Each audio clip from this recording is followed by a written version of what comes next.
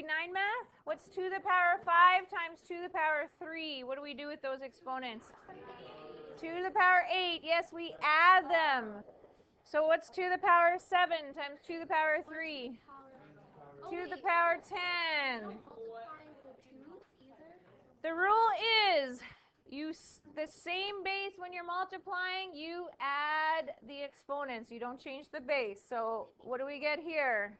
3 to the power 4. Divide. What do we get here? 3 squared. So what's the rule here when we're dividing? We subtract the exponents. What do we get here? 2 to the power 6. What do we get here? 3 to the power 1 or just 3. What do we remember about these rules here? Yes, a power to a power, you multiply the exponents. So I get 6 to the power 8. Here I get 2 to the power 27. Here I get 3 to the power 12. So just to refresh your memory, this is all the grade 9 rules that you learned last year. So that's in your back pocket. Product of powers, when you multiply the same base, you add the exponents. When you divide, you subtract the exponents. Power to the power, you multiply the exponents.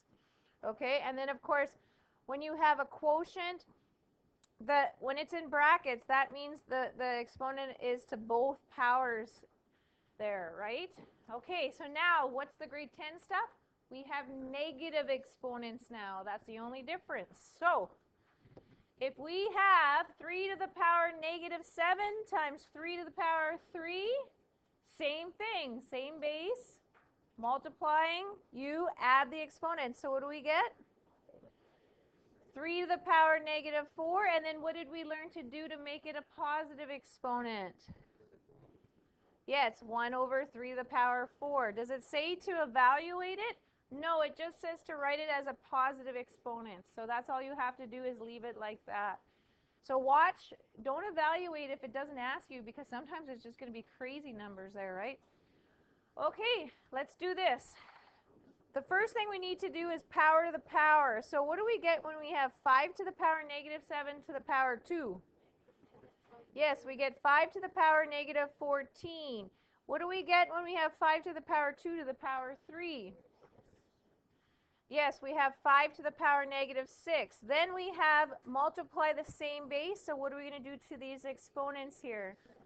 We're going to add them. So we get 5 to the power negative 20, and we never leave our answer as a negative exponent. So last step, we 1 over 5 to the power 20.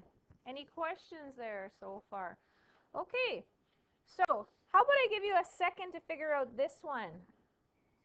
Since we know what to do already. I'll give you a second to figure that out. Don't show the answer, just try it. You get that? Okay, I would do this step by step. The top, I get 6 to the power negative 4 because I'm adding them, yes. Over 6 to the power negative 3. Now I'm subtracting. What's negative 4? Subtract negative 3. I'll even write it out. Negative 4 subtract negative 3. What do we get out of that? Negative 1. So then we get 6 to the power negative 1, and then we rewrite it as 1 over 6 to the power 1, or if you want, just 1/6, right? Does everybody see how I got that? Okay, so now we have fractions. I know fractions are our friend. So if we're multiplying the same base, what do we do to these fractions? We need to add them. So when you're adding fractions, what do you have to make sure you do? You have to have a common denominator. So this would be 2 over 4 plus 1 over 4 gives me 3 over 4. So my answer is 3 to the power 3 over 4. Do you see how this is going to get complicated now? Yeah. Okay, I'll give you a second to try E and F. I'll get you a chance to do E and F. Okay. What I would do first is this here. Negative 2 to the power negative 2 to the power a half. Some people don't remember how to multiply fractions. Do you see? What's this 2 over? Over 1. So we get negative 1 out of this. So this is 2 to the power negative 1/3 times 2 to the power negative 1. Yes? Now we're going to combine them. They're the same sign, so we're going to add them and get a bigger negative, right? So this is negative 1/3 plus negative 3 over 3, yes? So what do we get? Negative 4 over 3. So we're going to get 2 to the power negative 4 over 3, which is 1 over 2 to the power 4 over 3. Okay, very good, very good. Okay, it's up to you if you want to change these to fractions or keep them as decimals. You may find it easier just to keep them as decimals. So on the top, if I'm multiplying the same base, I have to add the exponent. So what's negative 0.5 plus 1.5? 1. 5 to the power 1. Now I'm dividing. What do I get there when I divide? Yeah, 5 to the power 0.5. I don't know what you... 5 to the power 0.5. Or if you change it to a fraction, it would be 5 to the power a half. Yes? Are we okay? This is going to take some practice here. That's for sure. Okie doke. Now for the really hard stuff. It seems like when we throw in variables, it just throws students for a loop. So, we'll see how it goes here. 3 to the power, sorry, 3a squared times a to the power negative 5 times a to the power 4. Does everybody see there that this is all ones here, yes? So 3 times 1 times 1, yes? So I still get 3 out of the number. Everybody good with how I got 3 as the number? Now I'm going to deal with the a's. A to the power 2 times a to the power negative 5 times a to the power 4. We're going to add all the exponents. And what do we get? A to the power 1. Very good. 2 plus negative 5 is negative 3 plus 4 is positive 1. Okay, now if we have a power to a power, so going back to our rule here from grade 9, when we had a power to a power, do you see that you multiply that, or if it doesn't have an exponent there, it's essentially distributing it to that. Because why? Because if it doesn't have a power there, it's to the power 1. And if I'm multiplying a to the power 1 times m, I get a to the power m. So let's go back to this one. If this is 3 in this, what would you do first? Should I distribute the 3 in? No, we should do the multiply inside. So what do we get when we multiply inside? 6. 6x to the power negative 3. I would not make this positive quite yet. I would finish it because maybe sometimes it'll turn into positive by just pure luck. It's not going to here, but that's okay. So now we have to distribute this 3. Does everybody see what is the power of 6 there?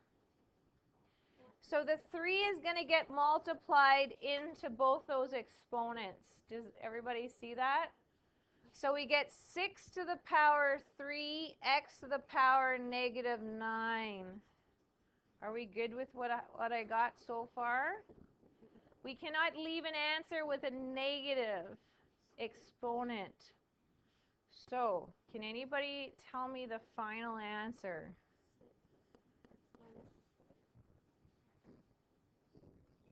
Anybody? I don't have to move this one, right? I just have to move this one. So, what do we get? Yeah. Okay, I like how you're thinking, but this is not technically simplified. Let's leave it as one fraction now. What's my final answer? 6 to the power 3 over x to the power 9. So that would be my final answer.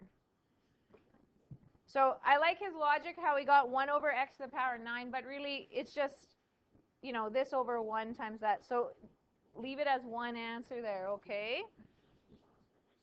Okay.